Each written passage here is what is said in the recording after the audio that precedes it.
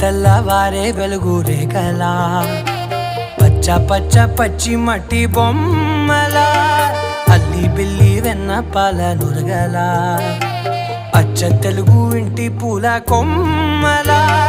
దేవదేవుడే పంపగా ఇలా దేవతే మా ఇంట అడుగే పెట్టెనంట బ్రహ్మ కళ్ళలో కాంతులే మా అమ్మలా మా కోసం మళ్ళీ లాలి పాడేనంట